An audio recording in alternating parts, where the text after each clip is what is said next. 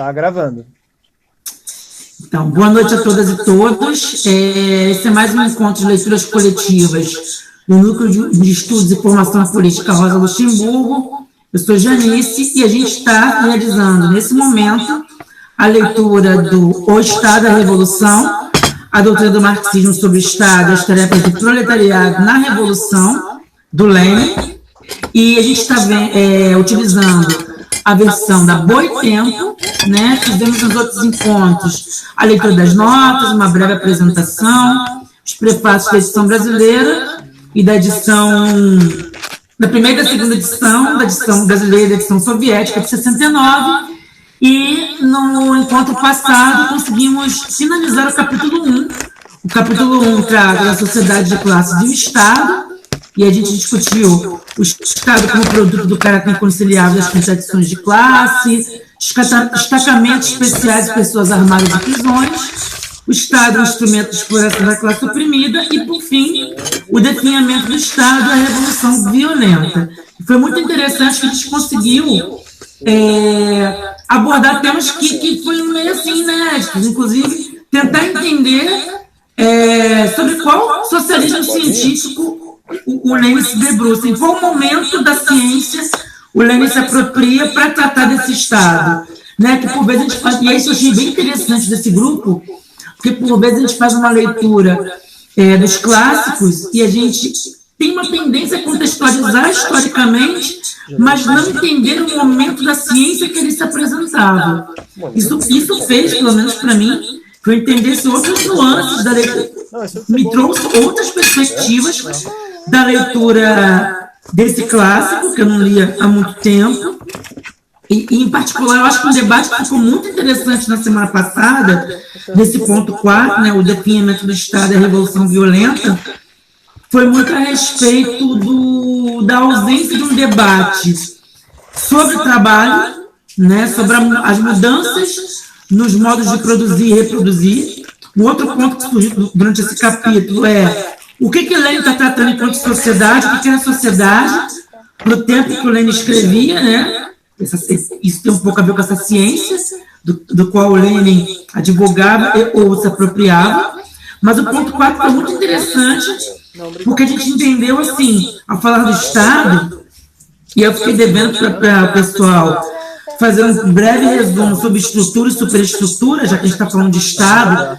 Tem vários autores do marxismo que tratam do Estado, entre os quais eu me aproprio melhor o Gramsci, né? Eu fiquei devendo isso, vou anotar aqui de novo para não esquecer. E a gente falou sobre essa questão de quando o Lenin trata de Estado, esse caráter político que o Estado tem, e aí a gente discute até um pouco sobre a falta que eu senti de um debate mais sobre não só a apropriação dos meios de produção, mas um modo de produzir não capitalista. Ficou faltando um pouco desse debate no Lenin, mas o elemento político, sobre o Estado aí estava. Então é interessante que surgiram, quem não viu ou quem não lembra, dá uma olhada no vídeo anterior, inclusive vou fazer isso, porque eu acho que tem várias questões interessantes que apareceram lá naquele vídeo, naquela discussão. E hoje a gente vai começar com o capítulo 2, o Estado e a Revolução, a experiência dos anos de 1848 e 1851, né? Como é um livro que tem uns textos mais curtos, a gente tem conseguido avançar bastante, mas só fazendo uma comparação, eu estava conversando isso com o Claveria, que não está aqui hoje, como o texto da Rosa, que a gente leu, né, era mais fácil a leitura. O Lenin realmente vem com uma forma de escrita mais irônica, mas ao mesmo tempo mais complexa, se a gente fizer uma comparação à Rosa. Contudo, pode ter a ver com a tradução. A gente fez uma leitura da Rosa, que era do... O que tem mais aí? Ai, gente, agora eu me esqueci agora do... Maionese temperada. A edição da... Enfim, a gente optou pela edição da Boitempo, porque teve um problema na outra edição que a gente leu a Rosa, e me parece que a tradução é mais fidedigna, talvez, ao texto, não sei. Mas ela parece ter um tom mais complexo, e isso que é para o Milton, porque o Milton me perguntou, estava achando a leitura mais difícil, né?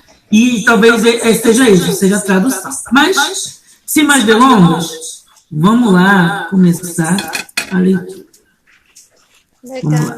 Bom, capítulo 2, o Estado da Revolução. Só lembrando, como eu não estou olhando agora o Meet, se alguém quiser fazer comentários, eu estou olhando a minha tela do computador, faz os comentários, depois eu recupero, mas a gente tem, sobretudo para a Luzia, a gente tem um momento, sobretudo, acaba de ler o capítulo e tem um momento que a gente testa os comentários, tá bom? Vamos lá. Capítulo 2, o Estado da Revolução, a experiência dos anos de 1848 e 1851. As vésperas da Revolução. As primeiras obras do marxismo maduro, Miséria da Filosofia e Manifesto Comunista, datam precisamente da véspera da Revolução de 1848. Diante dessa circunstância, ao lado da exposição dos fundamentos gerais do marxismo, temos, até certa medida, um reflexo da situação revolucionária concreta de então. Por isso, o mais racional seria, talvez, examinar o que os autores dessas obras disseram acerca do Estado, imediatamente antes de suas conclusões sobre a experiência dos anos de 1848 e 1851. Escreve Marx em Miséria da Filosofia. No curso do seu desenvolvimento, a classe laboriosa substituirá a antiga sociedade civil, sociedade burguesa, por uma associação que excluirá as classes de seu antagonismo, e não haverá mais poder político propriamente dito, já que o poder político é justamente o resumo oficial do antagonismo na sociedade civil, sociedade burguesa. Edição alemã, 1855, página 182. É instrutivo comparar essa exposição geral sobre a ideia do desaparecimento do Estado após a extinção das classes com a exposição dada por escrito por Marx e Engels alguns meses depois, mais precisamente em novembro de 1847, no Manifesto Comunista.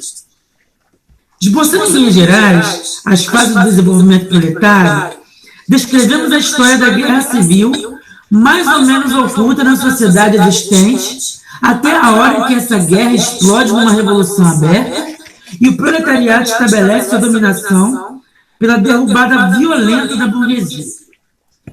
Vimos antes que a primeira fase da Revolução Operária é a elevação do proletariado à classe dominante, a conquista da democracia.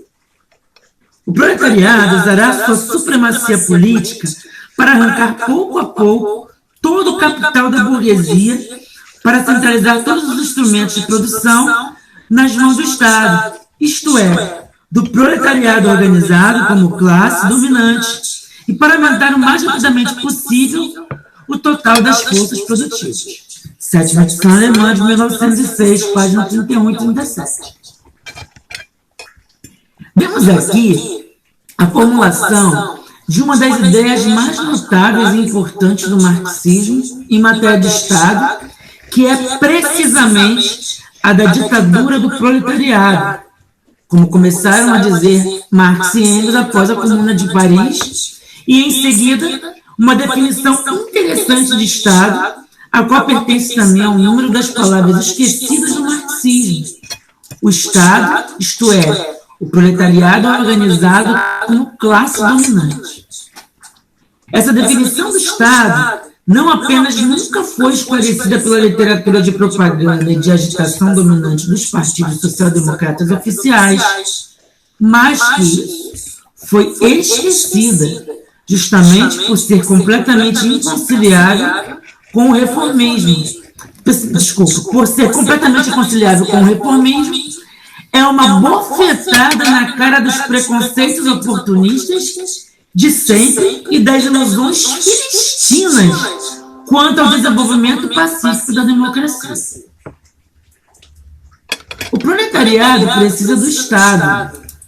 Isso é algo que repetem todos os oportunistas, os sociais chauvinistas e os cautquistas, assegurando que essa é a doutrina de Marx, esquecendo-se de acrescentar que, em primeiro lugar, segundo Marx, o proletariado só precisa de um Estado em definhamento, ou seja, constituído de modo que comece imediatamente a definhar e não posso deixar de definhar. Em segundo lugar, os trabalhadores necessitam de um Estado, isto é, o proletariado organizado como classe dominante. O Estado é a organização especial do poder, é a organização da violência para a repressão de uma classe qualquer. Qual é então a classe que o proletariado deve reprimir? Certamente apenas a dos espoliadores, ou seja, a burguesia. Os trabalhadores precisam do Estado apenas para reprimir a resistência dos espoliadores e dirigir essa repressão, trazê-la à vida. Apenas o proletariado está em condições de fazer isso, como única classe revolucionária até o fim. Única classe capaz de unir todos os trabalhadores explorados na luta contra a burguesia, por seu completo afastamento. As classes espoliadoras precisam do domínio político nos interesses da manutenção da espoliação, ou seja, dos interesses egoístas de uma minoria insignificante contra a imensa maioria do povo. As classes espoliadas precisam do domínio político em nome do interesse da completa extinção de toda a espoliação, ou seja, do interesse da imensa maioria do povo contra a minoria insignificante dos escravistas contemporâneos, ou seja, os latifundiários e os capitalistas. Os democratas pequenos burgueses, esses supostos socialistas, ao substituir a luta de classes pelos sonhos de um acordo entre as classes, representavam a própria transformação socialista de modo sonhador, não sobre a forma da derrubada do domínio da classe espoliadora, mas sobre a forma da submissão pacífica da minoria à maioria, consciente de suas tarefas. Essa utopia pequeno-burguesa, indissociavelmente ligada ao reconhecimento de um Estado colocado acima das classes, conduzia na prática à traição dos interesses das classes trabalhadoras, como mostrou, por exemplo, a história das revoluções francesas de 1848 e 1871, como mostrou a experiência da participação socialista em ministérios burgueses na Inglaterra, na França, na Itália e em outros países do fim do século XIX e no princípio do século XX. Marx lutou durante toda a vida contra esse socialismo pequeno burguês ressuscitado hoje na Rússia pelos partidos. Eu sempre esqueço essa sigla. Marx.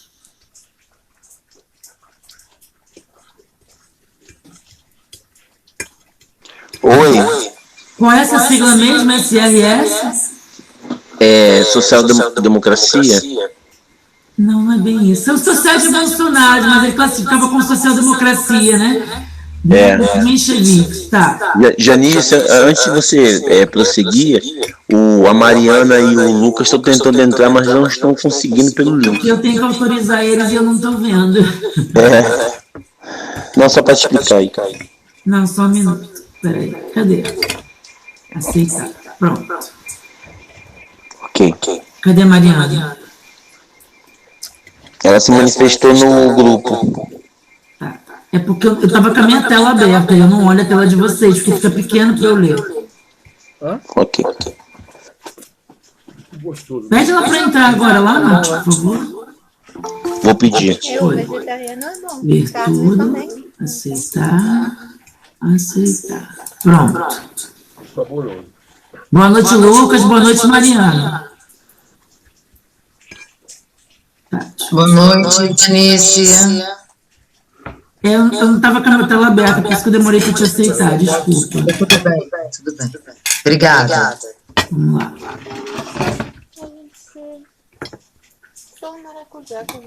Aí ele sai da página, é ótimo.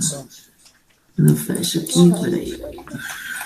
Só um minuto. Acho que essas siglas são socialistas revolucionários mesmo. Socialistas revolucionários, vou procurar. É porque eu sempre esqueço quando eu estou lendo o que são socialistas revolucionários. Mas deixa eu só voltar aqui. Boa noite, Lucas. É porque quando eu fecho a minha tela, o meu computador sai da página. Não, meu filho está usando o meu computador hoje, eu vou ter que acompanhar pelo telefone, cara. Não, Quer que eu continue, ô Janice, de onde você parou? Pode, espera aí, porque eu tenho que localizar Mariana e Lucas também, né? Mas espera aí. Ah, merda. Mas pode continuar, Marcos, se você quiser. E fica mais rápido. Tá, eu vou pegar aqui o parágrafo.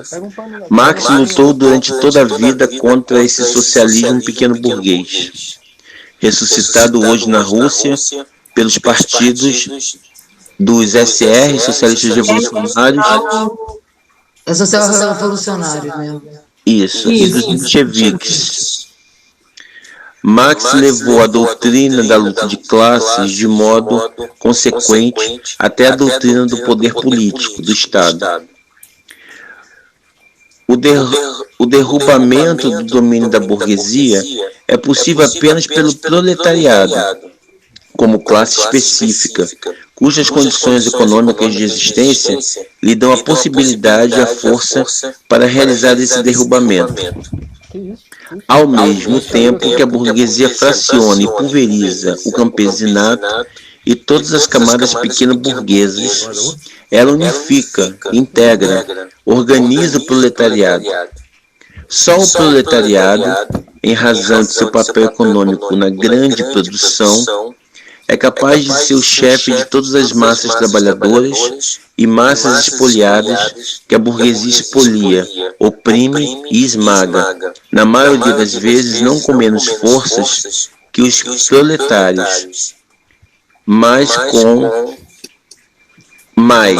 uma vez que são incapazes de uma luta independente por sua emancipação. Aí tem que virar aí a página, isso. A doutrina da luta de classes aplicada por Marx à questão do Estado e da Revolução Socialista conduz necessariamente ao reconhecimento do domínio político do proletariado, de sua ditadura, ou seja, de um poder não partilhado com ninguém e que se apoia diretamente na força armada das massas. O derrubamento da burguesia só pode ser realizado pela transformação do proletariado em classe dominante, capaz de reprimir a resistência inevitável, desesperada da burguesia e de organizar para um novo regime de economia todas as massas trabalhadoras espoliadas. O proletariado necessita do poder de Estado, de uma organização centralizada da força, de uma organização da violência, tanto para reprimir a resistência dos espoliadores como para dirigir a imensa massa da população, o campesinato, a pequena burguesia, os semiproletariados, os semiproletários, na prática da organização da economia socialista. Ao educar o Partido Operário, o marxismo educa a vanguarda do proletariado, capaz de tomar o poder e de conduzir todo o poder ao socialismo, de dirigir e de organizar uma nova ordem, de ser o educador, o dirigente e o chefe de todos os trabalhadores e todos os espoliados na prática da construção de sua vida social sem a burguesia e contra a burguesia. De modo contrário, o oportunismo hoje dominante educa no Partido Operário representantes dos trabalhadores mais bem pagos, destacados da massa, que se arranjam bastante bem no capitalismo, que vendem seu direito de primogenitura por um prato de lentilha, ou seja, renunciam ao papel de chefes revolucionários do povo contra a burguesia.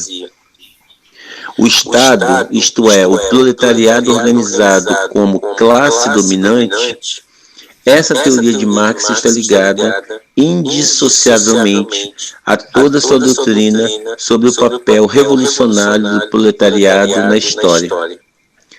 O remate desse papel é a ditadura proletária, o domínio político do proletariado.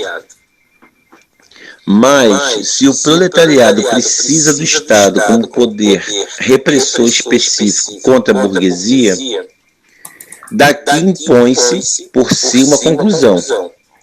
Será concebível a criação de tal organização sem a extinção prévia, sem a destruição daquela máquina do Estado que a burguesia criou para si própria?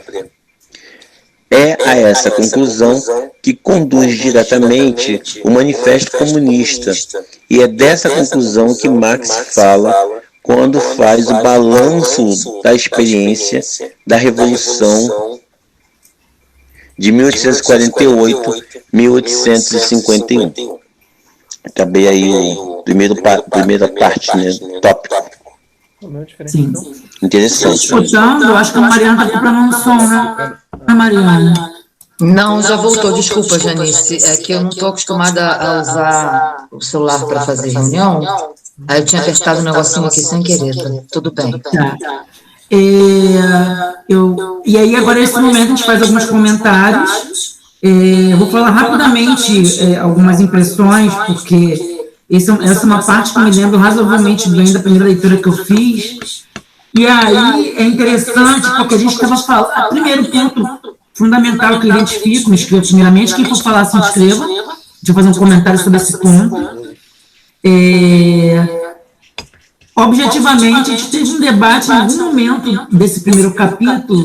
A gente não chegou a falar objetivamente sobre o que é a necessidade para a classe trabalhadora desse Estado. Né? A gente ficou com esse debate, inclusive um debate que a gente estava estabelecendo aqui com os anarquistas, se eu não me engano, eu tenho que puxar de memória aqui, mas essa necessidade é supressão do Estado burguês ou é supressão do Estado? Estava falando, inclusive, da questão da sociedade, nessa perspectiva do que seria a sociedade, do que seria esse Estado, se não seria um Estado, uma leitura com forte cariz europeu. Mas, a grosso modo, é interessante a gente perceber que o Lenin, nesse ponto, ele tenta explicar de uma forma simples, né, a relação entre Estado e Revolução, justamente analisando as experiências desse processo que vai de 1848 a 1851. E aí me vem aqui de memória que nesse período justamente quando acontece, eu ia falar treta, olha que coisa mais informal, mas é basicamente o Laudizoto de Brumário de Luiz Bonaparte, se eu não me engano. Né? Então ele pega todo aquele processo que vem desde do próprio Napoleão Bonaparte, aquela perspectiva do que foi o bonapartismo. A gente chegou a comentar, se não me engano, na leitura da Rosa, sobre essa perspectiva do poder bonapartista, mas acho que aqui no Lenin também. Se quiser, Campelo, Wilton está aqui. Depois eu posso colocar um pouquinho, umas pílulas sobre essa perspectiva do bonapartismo, sobre o 18 do Brumário. Né? Mas o que ele chama atenção? A questão é que eu estou tentando pegar, a partir dos estudos de Marx e Engels, uma definição de Estado.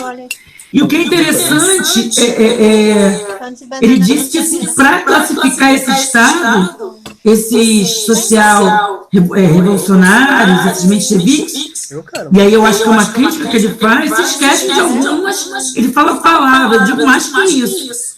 Eles abandonam a conceituação de Marx sobre o Estado. É o que me parece. Né? E ele coloca as palavras. Depois ele bota bastante aspas. Né? Esqueceu de falar, de conceituar o Estado dessa forma. Se nega, na minha percepção, está falando assim, para conceituar o Estado, a partir de Marx e Engels, em segunda medida, você precisa se apropriar de Marx e Engels. E esses social-revolucionários, os mencheviques, não estavam fazendo isso. Ele coloca isso como uma prática, como uma crítica. Ele fala assim, sintomaticamente esquecidas, né? O Estado soviético, e aí ele coloca o que seria esse Estado soviético, né? Esse proletariado organizado como classe dominante. Isso eu achei bem interessante. Né? Que, para mim, quando ele coloca que o Estado soviético, esse Estado... o proletariado organizado como classe dominante, ainda não me fica claro de qual Estado que o Lenin está falando, ainda não me fica claro.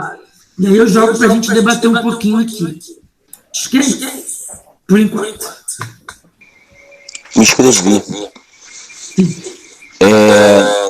Não, esse período, né, que o Lenin fala, de 1848 a 1851, alguns pensadores, né, da época, e mesmo posteriores a fazer análise, né, desse período histórico, vão dizer que a Europa viveu talvez um grande momento, né,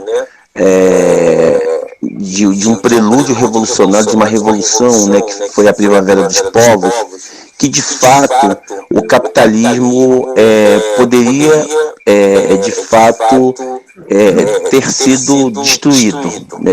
Foi justamente nesse período, né, de 1848 a 1851, da Primavera dos Povos, né? Depois veio, né, o bonapartismo, mas aí é outra história. E aí o capital, de fato, a partir de 1850, ele vai se aperfeiçoando e ficando cada vez mais distante uma revolução mais a nível planetário, vamos dizer assim, embora muito focado na Europa. E aí tivemos a experiência russa e tal, aí já é outro debate. Então eu acho que é um momento assim muito rico da história. Eu não vou entrar nessa questão aí do Estado, que Estado é, tal. Eu tô pensando aí nas sociedades europeias que estão ali se industrializando, e você tem um capitalismo concorrencial se transformando num capitalismo imperialista. E você tem ao mesmo tempo uma classe trabalhadora, um proletariado cada vez mais sendo esmagado por essa burguesia, sendo expropriado por essa burguesia e reagindo a essa ofensa, né? E aí eu estava ontem vendo aqui no ELAP, né, que aliás recomendo a todos que vejam os cursos do ELAP, que o Walter Pomar dirige, junto com o Breno Altman e outros. É muito interessante, sobre a questão disso que você está falando aí, Janice, da ditadura do proletariado, né, que o Lenin fala, da necessidade da classe trabalhadora se organizar, né? E aí ele estava falando sobre a experiência do Allende, que eu gosto muito desse período, de estudar esse período do Salvador Allende no Chile, que houve ali uma tentativa de um socialismo via eleições, quer dizer, não foi um golpe, não foi uma insurreição, mas ao mesmo tempo um programa muito avançado, que assim, dá até vergonha de você ler o programa da Unidade Popular, comparando com o programa, com os programas dos partidos de esquerda atualmente no Brasil, dá até vergonha de como nós retrocedemos tanto, né? E foram 3 anos dramáticos na história do Chile, e que aconteceram evidentemente erros que a Unidade Popular pagou por esses erros, inclusive com a própria vida do Allende no golpe do Pinochet, mas que talvez o erro mais identificável nessa história tenha sido justamente o porquê o Allende não armou a população, de fato, não armou e confiou demais numa pseudo-legalidade dos militares, e aí deu no que deu, né? Porque, gente, não tem jeito. Qualquer proposta de esquerda, qualquer proposta de justiça social, não estou nem falando aí de expropriação dos meios de produção, estou falando de justiça social, já nos anos 70, e sobretudo no atual momento que nós estamos, ele vai ter um ataque, né? Um ataque das classes dominantes, um ataque da burguesia, não tem jeito. Isso está acontecendo hoje de uma forma escancarada, né? Absolutamente escancarada. Esse pacote de maldades aí, o que aconteceu hoje foi uma coisa assim absurda. E pior, sem resistência. Por quê?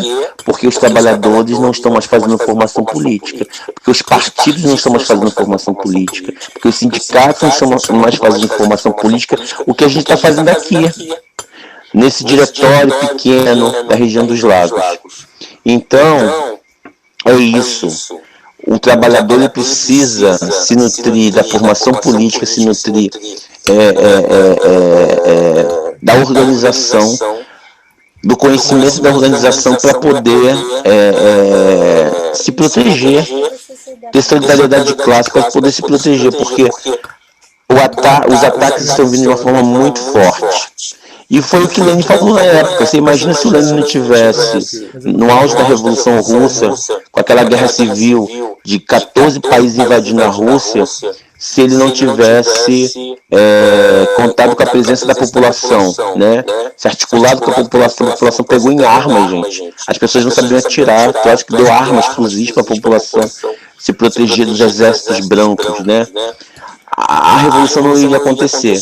Claro que aí depois que Lenin morreu e Stalin tomou o poder, outro debate. Inclusive, o convite que eu faço a todos aqui é assistirem sábado a segunda parte do curso, do mini curso sobre Trotsky, que o Márcio Laudet está fazendo brilhantemente. Então é isso, estou jogando aqui pequenos tópicos para a gente pensar o que Lenin quis dizer com essa questão da ditadura do proletariado, que não é uma ditadura no sentido de ad eterno, né? Mas no sentido de você controlar a ofensiva contra-revolucionária burguesa, porque ela virá de uma hora para outra.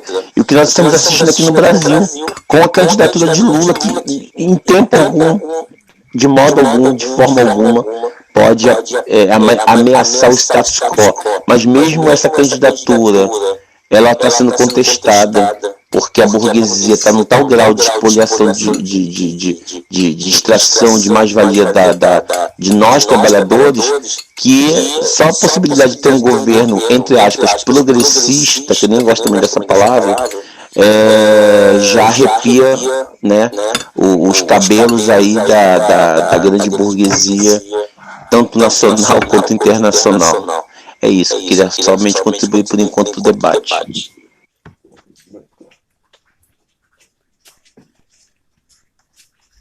Bom, eu vou... Manda ver, Thiago. Eu tô falando. Eu vou ser o cara da polêmica, então, eu acho, né? Já me acostumei com esse papel, mais ou menos. Queria aproveitar um gancho aí que o Marcos trouxe, né? Que é... duas coisas, na verdade, dois ganchos que o Marcos trouxe, né? Em primeiro lugar, esse ambiente, né, e essa época aí do 1848, da segunda metade do século XIX, né, que era um momento em que potenciais revoluções estavam fervilhando aí na Europa, né, e o que o Marcos colocou depois sobre a importância da participação da população, das massas, né, inclusive armadas, para defender a Revolução de 1917 na Rússia, né. E aí eu queria trazer dois pontos aí que eu queria abrir para discussão, enfim, de polêmica, né? O primeiro deles é novamente a questão que a gente debateu na semana passada sobre o que é esse Estado aí, né, que até certo ponto é mantido para definhar depois, e o quanto ele precisa realmente ser mantido para definhar depois, né? O próprio Lenin, ele fala da questão da Força Armada das Massas, né? Ele fala, nesse trecho aqui que está na tela, inclusive, né? A doutrina da luta de classe aplicada por Marx à questão do Estado e da Revolução Socialista conduz necessariamente ao reconhecimento do domínio político do proletariado, de sua ditadura, ou seja, de um poder não partilhado com ninguém e que se apoia diretamente na Força Armada das Massas. Então, se seguindo aí Lenin, que segue de uma forma, né, Marx e Engels, o Estado, ele é esse aparato de dominação pela força de uma classe contra outra, e aí se a partir do momento em que a gente tem uma revolução proletária, esse polo se inverte, né, o proletariado toma esses aparatos do Estado contra a burguesia, né, e, ao mesmo tempo, se ele admite que essa força, né, ele está apoiado na força armada das massas, né? Se o poder de uma revolução, de uma ditadura do proletariado, para usar o termo, ele é apoiado diretamente, ele precisa da força armada das massas, eu volto a perguntar, né, qual que é a utilidade da manutenção de outros aparatos estatais para além puramente desse, né? Porque se está falando de Força Armada das Massas, a gente pode simplesmente falar de uma milícia popular, a gente pode falar de um exército popular, coisas que não necessariamente dependem de um Estado, né? Coisas que não necessariamente dependem de outros aparatos estatais que vêm junto no pacote Estado, né? Então volto a chamar atenção a esse ponto, né? Porque se é verdade que o Estado é um aparato de luta ou dominação de uma classe contra outra, não é verdade o inverso. Ou seja, que todo aparato de dominação de uma classe contra outra seja necessariamente um tipo de Estado, né? Eu acho que a gente pode pensar aí numa força armada de massas, por exemplo, uma milícia popular, num exército revolucionário que não necessariamente dependa de outros aparatos estatais, né? Então esse é o primeiro ponto. O segundo ponto talvez seria ainda mais triste, na verdade, porque o Lenin, nesse capítulo, nesse momento desse capítulo, na verdade, né, ele está defendendo constantemente o proletariado enquanto classe social que vai dirigir, né, outras classes sociais espoliadas, exploradas contra a burguesia e contra os espoliadores, né? E ele é muito enfático nisso, seguindo também, na verdade, uma análise do próprio Marx e do Engels, né? Ele é muito enfático nisso, de que só a classe proletariada é capaz de fazer essa direção, né? E aí, as razões para isso, né, de por que só a classe trabalhadora é capaz de fazer isso, estão, em teoria, na própria organização social da produção, né? Enquanto que outras classes sociais foram fragmentadas, foram pulverizadas, como, por exemplo, o campesinato, que o Lenin coloca aí, né? A classe trabalhadora está sendo concentrada, né? O trabalho produtivo ele é coletivo, né? Porque a gente está pensando aí no momento de industrialização da Europa, no momento de crescimento das cidades, né? A própria concentração urbana favoreceria isso, sem contar o próprio trabalho nas fábricas, né? De uma série de trabalhadores vivendo juntos, horas e horas por dia, né? Agora a questão é, como o Marx falou, né?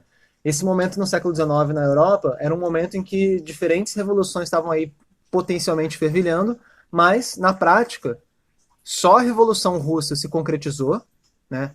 E aí dizer que a Rússia é um Estado europeu já tem aí muitas dificuldades, porque a Rússia não é exatamente europeia e nem estava necessariamente inserida ainda no modelo de produção europeu. A Rússia era um país particularmente agrário, né?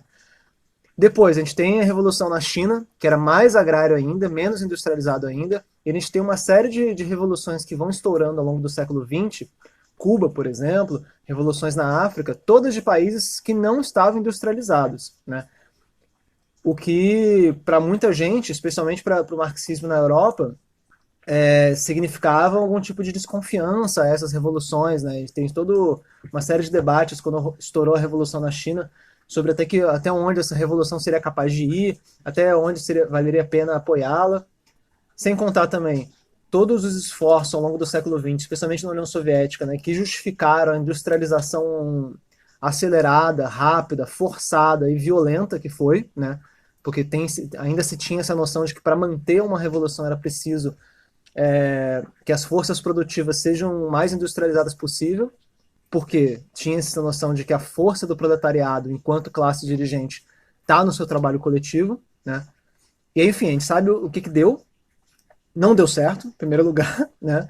E, em paralelo, a gente vive hoje, a partir dos anos 80, principalmente, uma reorganização do trabalho dentro do capitalismo, né? Que se torna cada vez mais improdutivo e cada vez mais tão fragmentado quanto era a classe camponesa na época da Revolução Russa e no século XIX, né? Então, a gente talvez precise aí realmente, claro que não durante essa leitura, mas acho que é algo que a gente tem que ter em mente aí para a gente conseguir debater com seriedade, até que ponto faz sentido essa questão de que a classe trabalhadora urbana, né, tem que ser a classe dirigente e até que ponto existem condições reais, né, para que essa classe trabalhadora seja a classe dirigente em um ambiente em que existe uma fragmentação das relações produtivas, a mesma fragmentação que, segundo o próprio Marx e o Engels e o Lenin, impediam que a classe camponesa fosse dirigente. E eu termino por aí, gente. Falei demais, desculpem. Alguém mais? Eu tenho vários comentários para fazer agora. Putz. Luzia, Mariana. Aliás, Mariana, Luzia, Mariana, que eu acho que vocês não se conhecem. Eu estou só pensando, né, em cima. É que quando eu leio qualquer coisa do passado, eu tento trazer para a atualidade, né? E aí eu fico pensando hoje nessa classe trabalhadora, né, toda fragmentada. E aí eu fico tentando visualizar esse proletariado que Marx está falando, que o Lenin está falando, que o Marx falou, né? Esse proletariado com potencial revolucionário, né? Quando essa classe trabalhadora é toda fragmentada e aqueles operários mais no estrito senso, né, são os mais qualificados, com salários mais altos e provavelmente com ideais mais próximos à pequena burguesia. Seriam eles ainda a classe revolucionária? Eu estou pensando. E aí, quando eu volto para o campo hoje, né, um campo industrializado, né? Não teríamos uma outra classe operária lá? Só estou pensando, eu fico pensando só no... Então, é interessante que acho que eu coloquei isso em algum momento. O Lenin não pensa, e aí não é inédito para o Lenin, né? Ele também achei muito interessante, Thiago, essa questão que o campo já é industrializado, achei muito interessante. E aí tem uma diferença fundamental, só pegando esse gancho da Luzia, do que é o campesinato, do que é o agronegócio, que é a agricultura industrial. Eu acho que os estudiosos do campo do trabalho têm trabalho pra caramba. O Lenin não estuda teoria do trabalho descolada da ditadura do proletariado. E, objetivamente, a ditadura do proletariado é a tomada do poder político pelo proletariado. Ok. Aí, se você pensar, baseado no que o Thiago colocou, e aí por isso que eu cito essa dúvida. Primeiro, esse protagonismo, essa tendência de que o proletariado é a classe revolucionária. Ora, eu já aprendi que trabalhadores são frações da classe trabalhadora. Porque o que acontece quando eu vou debater, por exemplo, eu sou assistente social, você também é, a maioria aqui são professores ou trabalhadores do setor de serviços, tem uma grande dificuldade de marxistas ortodoxos de entender, e aí eu tenho uma leitura muito extensa do Braverman, de entender o setor de serviços e de entender as novas configurações que o mundo do trabalho tem. E aí, quando você vê, por exemplo, aquele pessoal, entregadores por aplicativo antifascista, do que eles estão fazendo, se organizando, e aí eu vejo autores como Antônio se aproximando, porque está vendo o seguinte: a gente tem uma classe trabalhadora, estando ela não incluída no mercado de trabalho. Isso explica a nossa dificuldade de mobilização, porque é muito mais fácil para o trabalhador do setor produtivo se enxergar enquanto trabalhador organizado. É muito mais difícil que... Sim, tem um cara financiando o MST, mas isso é um debate, uma live inteira. Se eu quero te chamar MST também. E aí, só continuando a linha de raciocínio.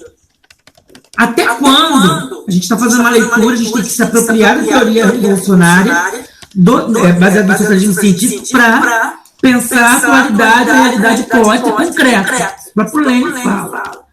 Qual a dificuldade que a gente ainda tem de certos baluartes, de certos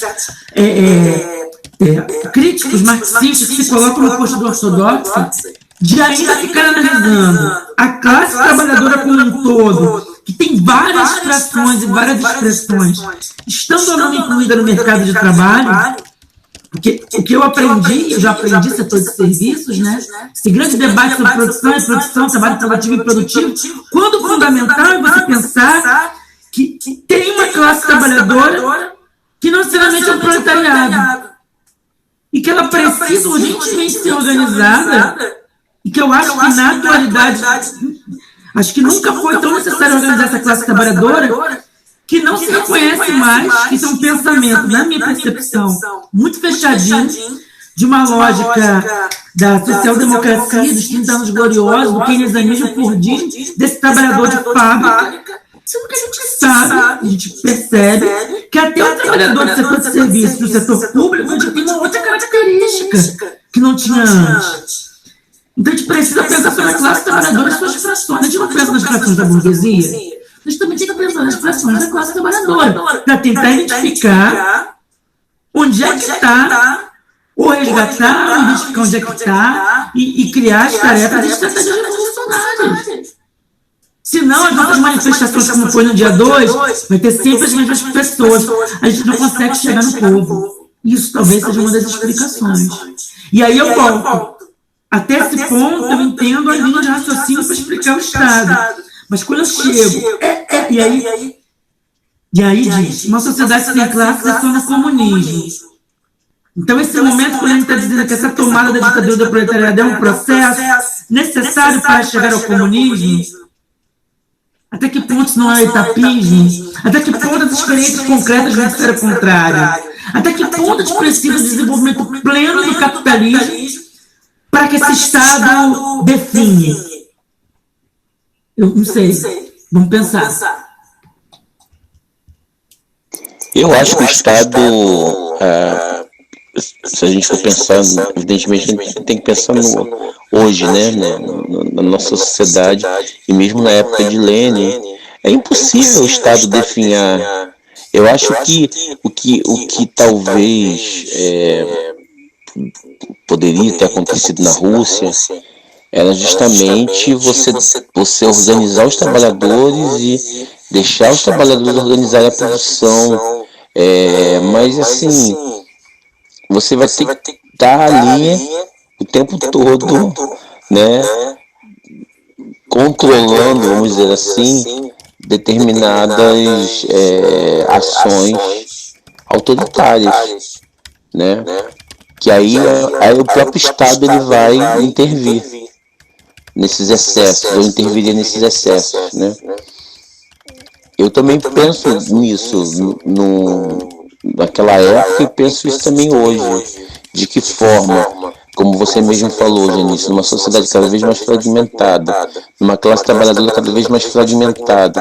Hoje, por exemplo, nós fomos lá nos manifestar e fiquei chocado que tinha pouca gente. Como assim? Num ataque frontal do Estado contra os profissionais de educação, ter tão pouca gente. Tudo bem, choveu, mas não justifica. Eu lembro que 3 anos atrás, o centro do Rio de Janeiro estava pegando fogo, com barricada. 4 anos atrás, em 2017, com a questão da reforma da Previdência. E hoje estava ali o pessoal, sabe, totalmente desanimado. E totalmente até acomodado e convencido. Eu fiquei até com vergonha, porque eu chamei alguns professores aqui de Maricá para irem, e eles foram. A gente, né, tinha 13, quase 15 pessoas no ônibus, foi bacana. Chegando lá, a gente ficou meio assim, entendeu? Então, assim, eu acho que é uma falta essa consciência do quanto nós perdemos e de quanto nós vamos perder ainda, e que o ataque está cada vez mais frontal. Em relação a essa questão do MST, Thiago, é justamente isso, essa novidade, né, do MST entrando nessa lógica do mercado, e alguns críticos dizem que isso perde um pouco o sentido do próprio movimento, né, da questão da reforma agrária, que cada vez mais também parece um horizonte distante. Imagina a reforma agrária, que é uma ação dentro dos moldes do capitalismo, né? Não é nacionalização das terras, seria uma reforma agrária. Então, que o sentido do próprio movimento estaria se perdendo, talvez se transformando em outra coisa, não sei. Mas tudo isso faz parte dessa desmobilização mesmo. Marcos, você não acha que você está idealizando o MST, não? Enquanto movimento? Não. Eu boto uma conta muito alta. As pessoas precisam, assim, não é anormal o tipo de produção que a galera faz no MST da galera faz na Amazônia. O tipo de produção e o tipo de necessário financiamento para manter esse estilo de agricultura familiar. Eu acho que às vezes a gente idealiza alguns movimentos sociais, os movimentos sociais são complexos. A gente está falando aqui de tentando conceituar, segundo Lenin, o Estado. A gente está no ponto 2, a gente está aqui uns 40 minutos debatendo. Olha como é complexo. Claro, caso um estranhamento, um acionista financiarizando o MST, a gente vive atualmente no capitalismo financiarizado. Porque não tem como não viver fora disso. Né? E aí tem também o conteúdo ideológico. Eu já conversei com algumas. Você tem uma ideia? Quando eu visitei um acampamento do MST, a coisa que mais me surpreendeu dentro da minha idealização do movimento foi achar tantas pessoas protestantes e evangélicos e neopentecostais no MST. Assim como tem no MTST também. Então, são organizações sociais que são muito complexas. Né? Então, tem uma tendência de virar uma nova natura? Tem. Tem uma tendência do incremento de tecnologias? Tem. Então, vamos vocês, Solange. Boa noite. A Solange, ela participou, ela fez com a gente lá no ato do CEP. Boa noite. Joia, Solange. Então, assim, você sabe. Pessoal, tinha se inscrito para falar também, desculpa. Eu queria falar também. Não, encerrei. Eu acabo fazendo. Vai lá, manda ver. Quem primeiro? Alguém falou que queria falar também. Estava se inscrevendo, se inscreveu. Mariana? Não, eu não. Então, vou falar rápido, então. Eu estava pensando em duas coisas, né? Numa, nessa questão das manifestações hoje, ou das manifestações que a gente vem fazendo desde 2013, né? Me parece um pouco que as manifestações elas estão com um objetivo meio esvaziado, né? Me parece. Porque na década de 80, quando a gente conseguiu dar uma virada, né, que o movimento já vinha antes, né, mas quando a gente conseguiu virar o jogo, as manifestações ela eram chamar de produto, um produto final de uma luta que começava lá no chão do trabalho, né? Ela era um desfecho de greves com objetivos claros, né? Ela era um outro momento, né? Ela não era a manifestação puramente, né?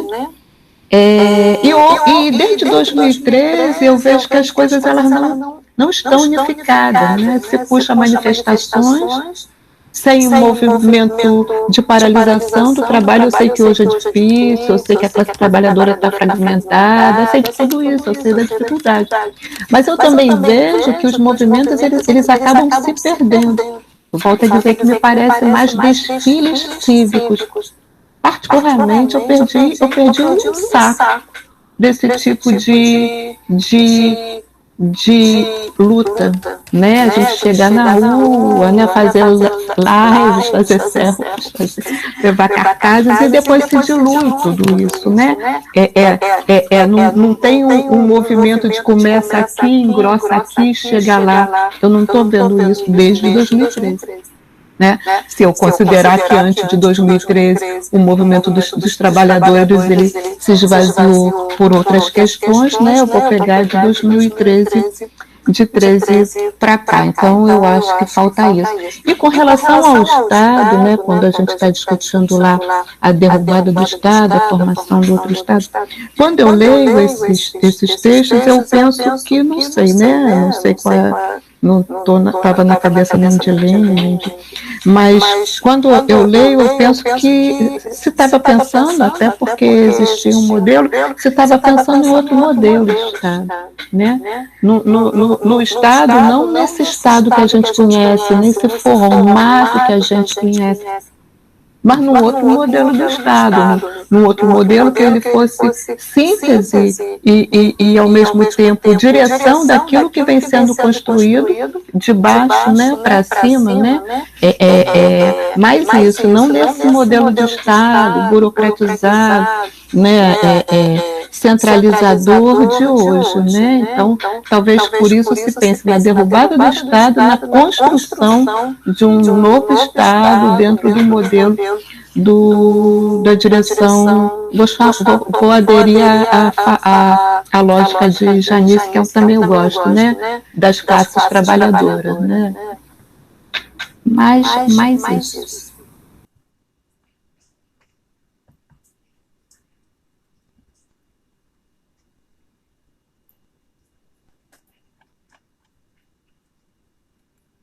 Tinha Mariana inscrita também, né? Isso. E que a gente tenta ser breve.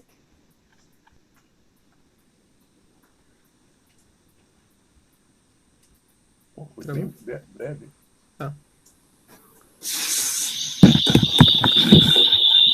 Mariana, ninguém está te escutando, não sei se você Desculpa.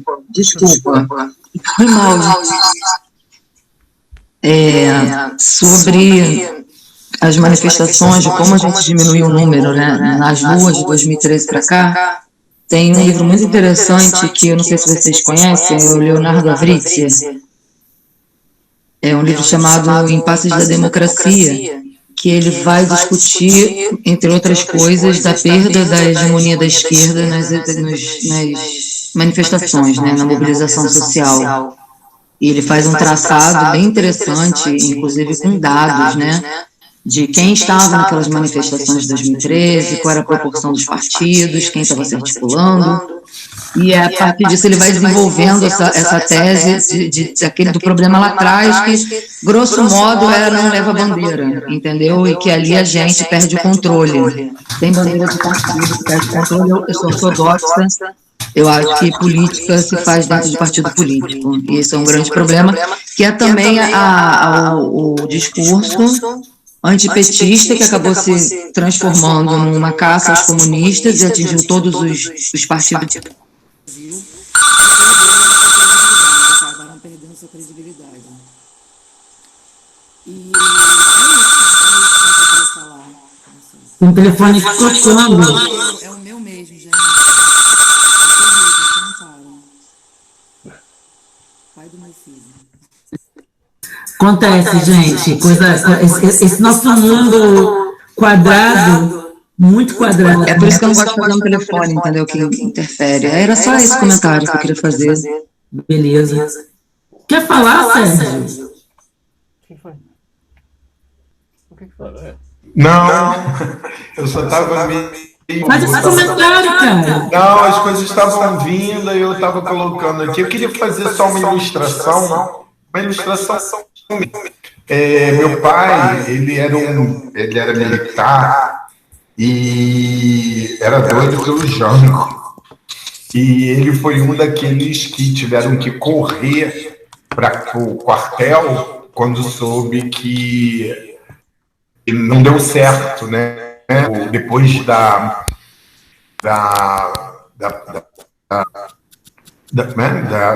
marcha dos 100 na Central, que aí todos os quartéis, que os militares que não voltassem até uma determinada hora seriam dados como desertores. Meu pai conseguiu pular o muro. Então ele ficou tão decepcionado, né, bobagem dele. Lá na minha casa tinha esses livros, Pequenos Burgueses, que Lenin fala, que no livro do Lenin fala. Eu até coloquei no Zap, a professora Janice, do Marcos, não sei, é do Gorky, que era Os Pequenos Burgueses, e fala das vivências, né, da sociedade russa do início do século XX. Eu tinha esses livros lá em casa, mas eu nunca... Acho que meu pai ficou tão decepcionado que só ficava na estante e nunca fez a gente ler nem nada.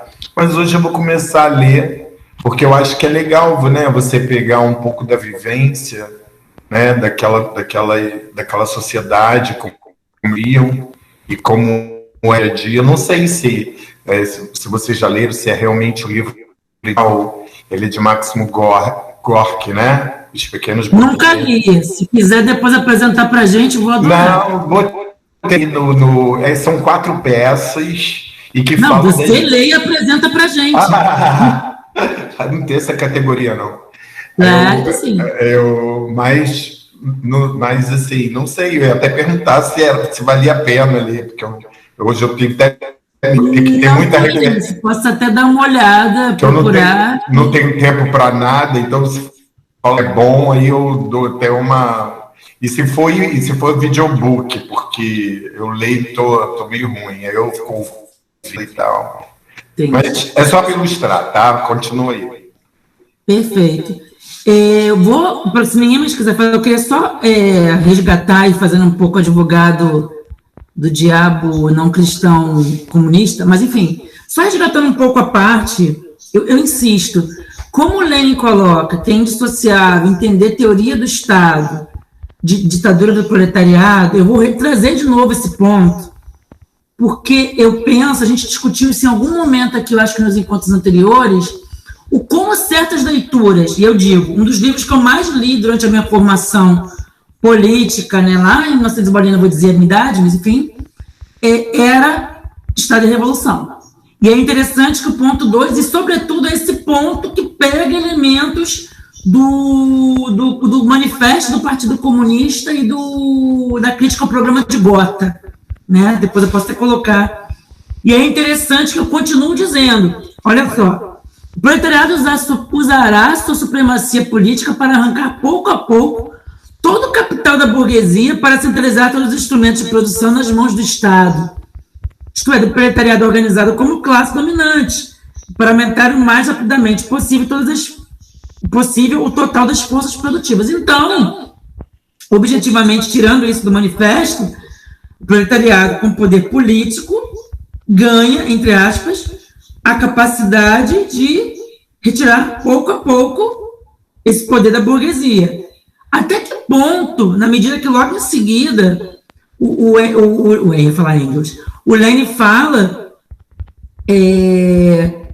que isso é muito distante dos reformistas, dos mencheviques, dos chauvinistas, todos os xingamentos que ele faz para a galera lá. Até que ponto uma leitura enviesada desse ponto não nos leva a uma burocracia que se diz socialista? Até que ponto esse pouco a pouco não foi confundido, ou se realmente o Lenin queria falar isso? Ou é uma leitura enviesada que nos leva a um etapismo? Ou o etapismo está correto? É necessária a apropriação do poder político para esse processo, dentro do processo revolucionário, e para, mais importante ainda, para a manutenção do processo revolucionário. Bem advogado do diabo de verdade, assim. E aí a gente está falando do MST. Bom, o MST é uma organização política que tem, penso eu que ainda tem, uma bandeira que é a reforma agrária. MST não...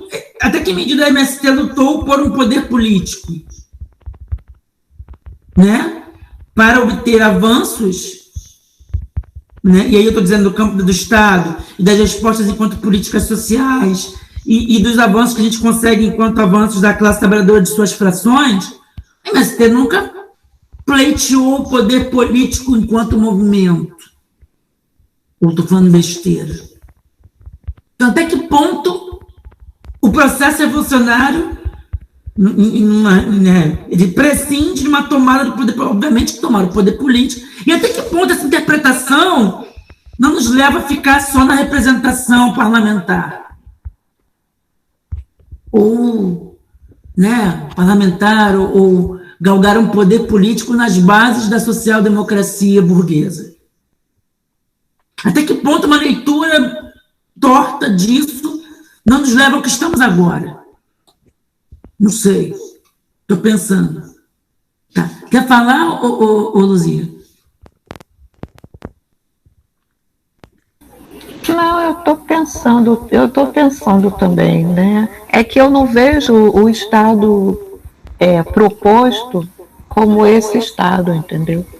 Eu vejo de forma diferente. Então, eu vejo como Eu vejo como síntese de uma organização que vem de baixo para cima.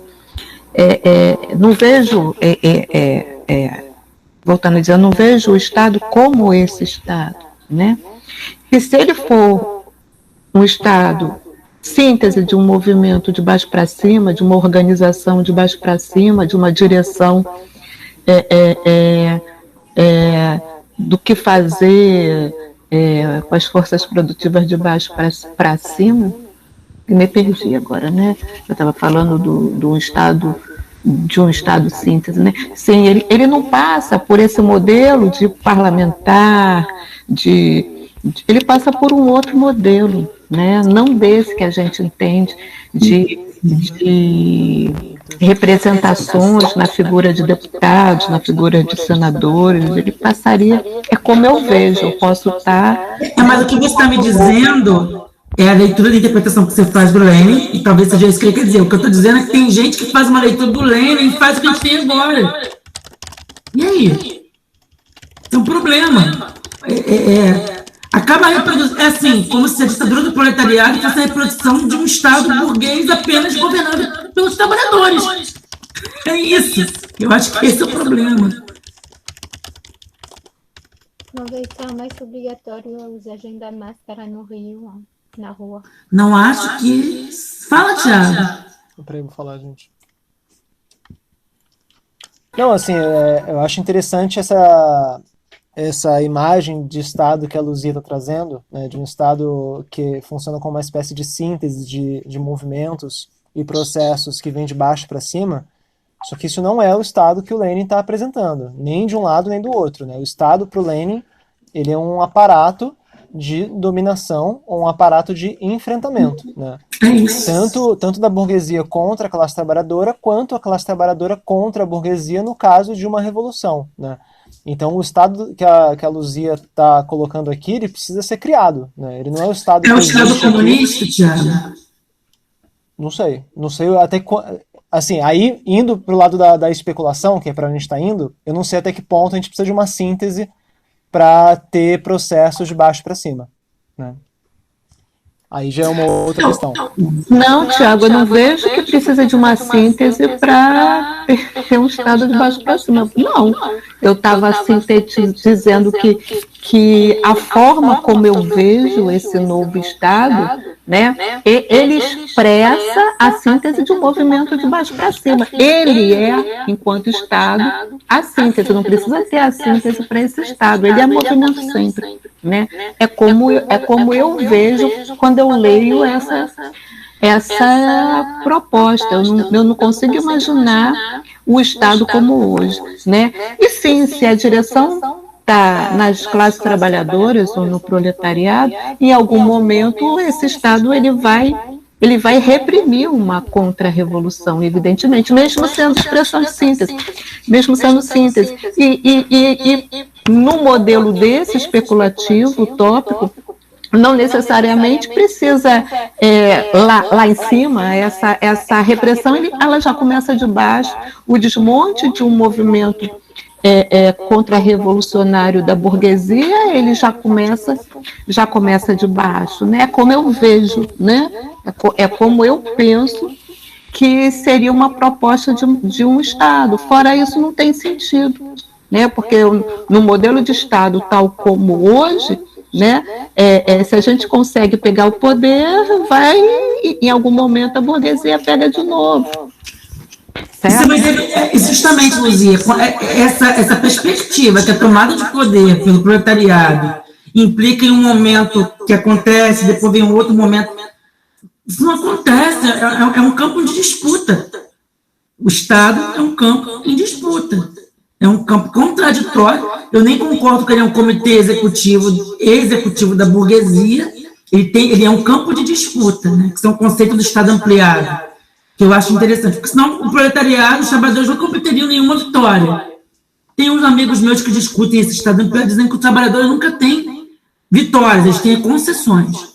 Pequenos avanços, pequenas concessões, pequenos avanços, e que o Estado é sim um comitê executivo da burguesia.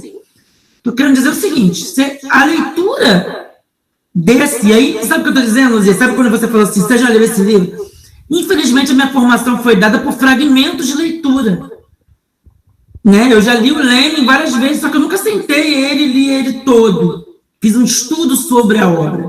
A gente não tem, inclusive, enquanto trabalhador, esse tempo de qualidade para nos debruçarmos sobre uma obra, salvo se está fazendo uma pós-graduação, que acho que nem no doutorado a gente consegue isso. Você, Thiago, pode me dizer isso melhor. É interessante que eu estou lembrando exatamente como foi feita a minha formação, e quando eu ouço você, Luzia, esse momento dessa síntese, para mim, é o comunismo. E no comunismo não tem classe, então não tem Estado. Não sei se eu estou entendendo o que você está querendo dizer. Esse Estado que o Lenin apresenta, me parece, posso estar interpretando errado, parece um momento do processo evolucionário. E aí, como eu toquei a palavra idealização, é uma idealização de que não vai ter um embate. Então, assim, o nosso horizonte é um horizonte de tomada do poder político. Isso é um horizonte necessário, mas é o qual nós devemos tratar enquanto tarefa mais, de botar mais energia. Isso me faz pensar a atualidade.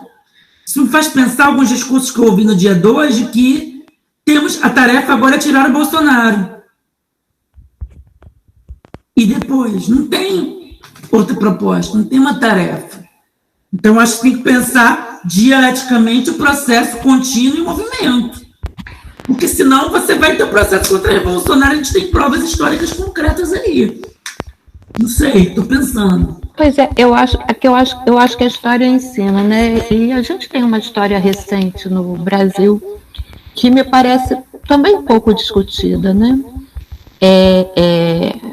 Eu vou trazer só como exemplo a questão do Lula não defendendo, mas enquanto exemplo do processo. A vitória de Lula na primeira eleição que ele ganha não ocorreu à toa, ocorreu por um movimento que vinha sendo construído em núcleos, na base, em sindicatos, em bairros, né? E que também veio sendo construído outros avanços que nós tivemos, né? E de uma maneira meio semelhante, né? Como a reforma sanitária. Não tão semelhante quanto a levada de Lula ao poder, né? Mas também a Constituição, né? As discussões, elas não estavam presas ao partido político. Não que não houvesse gente de partido nos bairros, nas periferias, nos sindicatos, nas associações de trabalhadores, né? Mas elas não estavam presas ao partido. E por isso, naquele momento, o poder veio de baixo e a gente conseguiu grandes avanços. E grandes avanços, apesar de, na conjuntura internacional, algumas coisas que a gente avançou aqui estarem sendo derrubadas lá, né, por conta da transformação do mundo do trabalho que ocorre em 70. Mas a gente avança em legislação aqui nos anos 80 e a gente joga Lula ao poder em 2002. Né? Então, o que eu acho, e hoje por isso que eu questiono tanto esses desfiles cívicos de manifestação aos sábados na Presidente Vargas, tão longe da classe trabalhadora. Né? A classe trabalhadora não está lá no sábado, né, de manhã, ou de tarde, ou de noite, ou na Zona Sul, ou sei lá onde. Né? Então, me parece que a gente precisa resgatar essa organização de estar onde a classe trabalhadora está, né? Seja a classe trabalhadora na ativa, seja a classe trabalhadora terceirizada, seja a classe trabalhadora trabalhadores de aplicativos, em home office, ou desempregada, ou a gente tem que estar lá, discutindo lá. Foi assim que a gente virou o jogo. A gente não virou o jogo para um modelo socialista, comunista, não, nem mesmo para uma social-democracia, porque muita coisa se perdeu ao longo do caminho, mesmo dos governos Lula e Dilma, né? Mas a gente também saiu daquela pegada de estar nos bairros, nas periferias, até nas igrejas, né, católicas, principalmente, discutindo a realidade. discutindo como se dava a mudança da realidade. Isso é verdade. Né? Então, não sei, eu acho que talvez rever um pouco o que aconteceu no Brasil também ajudaria bastante. Acho que é importante também. Eu posso falar um segundinho? Claro, manda ver, Campelo. Eu acho que é um segundo. Eu só queria tentar ordenar até na minha cabeça esse curso. Falar no papel de controle social que eu faço, né, nesses espaços de conselhos que eu vejo, né, até no partido, né, que o Marcos disse que não gosta do nome progressista, né, até num partido como o PT, numa cidade do PT, né, eu vejo vários dentro do aparelho público. São vários jogos de interesse, como a professora falou. Nunca foi exatamente da burguesia local. Eu nunca... Tem alguns... Ainda existe alguns países, mas até então, um tempo atrás, era mais de uma divisão... todo mundo mandava dentro do aparelho da saúde, todo mundo mandava, cada pedaço era separado, repartido, cada um manda no aparelho da educação, tudo terceirizado, e até o próprio o município, quanto a organização do Estado, nunca conseguiu se concretizar em termos de direitos, né? Porque era todo separado, repartido e dividido. Quando eu comecei a ver que direitos constituídos, que eram assistência médica, assistência farmacêutica,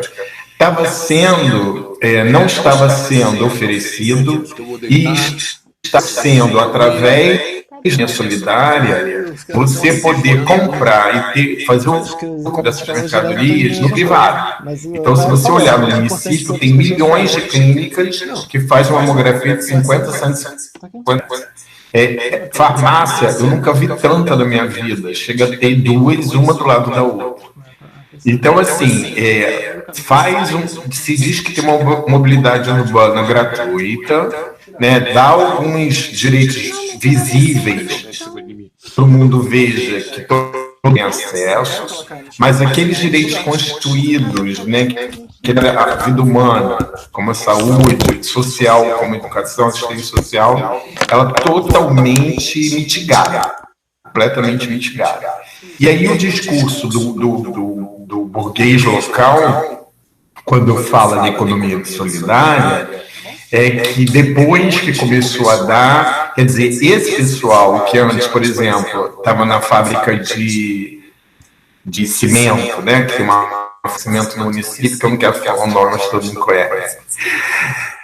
Quer dizer, quando a salubridade desse trabalhador era completamente, era assim, tipo, entra um, ficou doente, como se fosse bem escravocrata, né? Sem um lugar insalubre que as pessoas adoeciam muito rápido. E que aí as pessoas com uma economia solidária, antes, quando se tinha ainda alguns direitos constitucionais, estava chegando né, quando eu falo da assistência médica, da assistência farmacêutica, hoje, mas antes, um tempinho atrás, aí chegava o discurso desse empresário, era que depois dessa solidária, né, as pessoas os homens não queriam mais trabalhar, né, porque tinham como se suprir as suas necessidades, que viraram vagabundos, e aquele discurso, né, e aí começou, mas não, esse pessoal que estava querendo um salário melhor nessa fábrica, por exemplo, e tentar melhorar as condições de trabalho por conta da insalubridade dessa fábrica, né? Ele verbalizou isso para mim, o dono dessa fábrica, aqui no município. Verbalizou, depois que inventaram essa economia solidária, os trabalhadores não querem mais trabalhar, que agora eles têm... Quer dizer, eu acho que no mínimo eles estão comendo, por isso que eles não queriam mais... como eles estavam comendo, se sujeitar de trabalho que estava sendo dado para eles. E estava começando um movimento de chamar pessoas do Maranhão, tipo assim, aquelas aqueles lugares mais empobrecidos é quase como um trabalho escravo. Se você reparar, né, tem alguns lugares do município que vinha muita gente do Maranhão, muita gente do Haiti, muita gente refugiado. Muito desse pessoal veio para suprir o trabalho que estava fazendo para esse pessoal que já tinham tido esses direitos garantidos. Então, assim, como é difícil, porque realmente são vários aparelhos dentro do aparelho. E aí a dificuldade, aí eu botei duas coisas, uma era essa, e a outra, quais são as saídas do pessoal, do empresário que tem hoje, que ainda é escravizado, mais que você dê direito a alguns, vai voltar ao poder de educação. Desculpa se eu me alonguei, é porque veio isso... Não.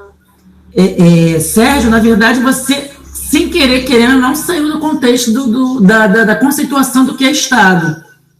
Por quê? Você está falando de uma tendência que você percebe dentro do seu trabalho. O Sérgio, você está no CMDCA, né? Agora eu estou conselheiro estadual também, pela Fiesped. Desculpa, também da saúde da pessoa com deficiência. E pela pesquisa. Você não é mais deputado. É uma opção de coisa. O Sérgio e a Viviane Leone, que não está aqui, eles têm muita percepção de como ocorre a gestão do Estado no atual momento do capitalismo.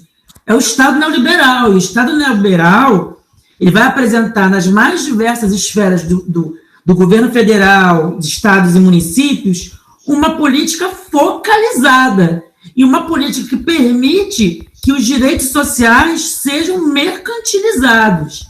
Quando a gente diz assim que saúde não é mercadoria, educação não é mercadoria, porque o capital, para se expandir, ele precisa encontrar novos nichos. Não por acaso se coloca todo um incremento contra a educação e os educadores, contra os profissionais de saúde. Por que tem a precarização? Porque a ideia é que, João, não sei se o Campeiro já ouviu falar que o Guedes propõe um voucher, né, que a pessoa acaba-se com a escola pública ou universidade pública e eu dou um voucher para as pessoas pagarem universidades privadas. Que isso é um momento do Estado sob a gestão da perspectiva neoliberal. É política focalizada, que eu considero política pobre para pobre. Você focaliza, ao mesmo tempo, a gente não pode desconsiderar os impactos que programas de transferência de renda têm na vida das pessoas. Você falou o exemplo aqui de Maricá. Lá no Nordeste, tem estudos já, inclusive da faculdade que eu fiz, que é o UERJ, os impactos que o Bolsa Família trouxeram na negociação dos camponeses, trabalhadores do campo, que viviam em situações de semi-escravidão com os dos fazendeiros, né? Então, professor, eu estou falando que... Então, a gente chama de professor. Mas eu gosto de demarcar, de fazer essa marcação, porque eu adoro a profissão, então eu gosto de demarcar isso. Eu não estou dizendo que se a pessoa for querer fazer o cabelo e utilizar na alimentação, complementar, tudo bem. Falando é de usar esse dinheiro em direitos constituídos. Então você o que eu estou dizendo é que a proposta do neoliberalismo, Sérgio, é acabar com os direitos constituídos, repassar renda para a pessoa comprar na iniciativa privada. Esse que é o problema. O que está acontecendo é um processo do Estado neoliberal, que não avança pela nossa luta. É a nossa luta que impede do negócio explodir, porque pela proposta do Paulo Guedes, isso aqui já era um Chile, há muito tempo. Estava bem pior. Bem pior. O que me entristece e aí eu não vou localizar só em Maricá, não, muitos outros governos que se propõem progressistas e de esquerda, que acabam não incentivando a coisa pública, incrementando a coisa pública, e tem esse boom dessa saúde, por exemplo, que você está dando um exemplo, dessa saúde por ambulatórios particulares, que não prestam um atendimento bom como o SUS, se bem que também são SUS, é complementar, mas não prestam um bom atendimento, mas isso é uma capitulação dos serviços dos direitos humanos e dos serviços públicos estatais para a iniciativa privada. Esse é um movimento, que eu estou querendo dizer para você é o seguinte, não é particular de Maricá, é um processo que se dá, sobretudo, para os países eternamente, o brilho eterno de um desenvolvimento que nunca acontece. Para o Brasil, para a América Latina, para os países, né? Eles querem que a gente não tenha o SUS, acaba com o SUS, como o Mandetta queria fazer, para a gente ter que pagar consulta nos planos de saúde que não dão nenhuma garantia, ou então você interna na Prevent Senior, que era um plano mais acessível para a maioria dos trabalhadores de classe média, que estavam matando os velhinhos lá de kit Covid. Então, só para você se localizar do que é o Estado neoliberal. Você está comentando o que é o conceito de Estado, isso que você falou é uma expressão do Estado neoliberal. Não sei se deu, clareou, esclareou, não sei se melhorou. Foi? Parei demais. Foi. Tá rendendo, né? Gente, 9 horas, vamos acabar. Rendeu hoje. Rendeu, a gente só ficou no ponto 2. Né? Vamos encerrar então, a gente leu 3 semana que vem, gente? Pode ser. A gente começou tarde também, né? A gente começou às 19h40, mas mesmo assim, se a gente ficar aqui, a gente vai ficar discutindo várias coisas. Na verdade, a gente vai entrar ainda no ponto 2, né? A gente ainda está dando tantos elementos para a gente discutir, mas que a gente não deixou de falar de Estado. Isso é que é legal. A gente continua falando de Estado, mas de uma atualidade do Estado. Como é que o Estado se organiza e faz sua gestão e faz a gestão da relação capital-trabalho? Como é que faz a gestão da luta de classe? Né? O que é isso? Eu acho isso bem interessante. Eu adoro estudar Estado, sou suspeita. Janine, eu queria agradecer a Solange, porque ela entrou tarde, que ela estava na rua, né, fazendo os afazeres dela. Solange era uma professora que foi com a gente até o ato de hoje, lá na Cinelândia. Então, obrigado. Melhor agora que parou a gravação, Thiago?